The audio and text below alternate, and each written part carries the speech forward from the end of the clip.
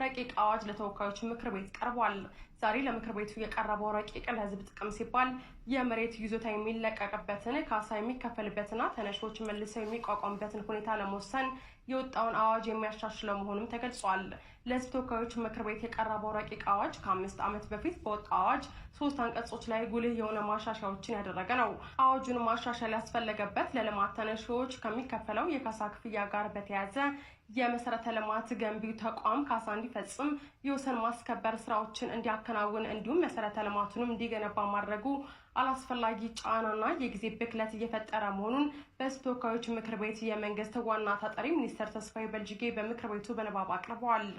ይህንን ተከትሎ ምክር ቤቱ በፌዴራል መንግስት ለሚከናወን መሰረተ ልማት ከመሬት ይዞታቸው ለሚልቁ ባለይዞታዎች ካሳ የመክፈል ግዴታን የልማት ስራው ለሚካሄድበት የክልል የወረዳ ወይም የከተማ አስተዳደር ሰጥቷል።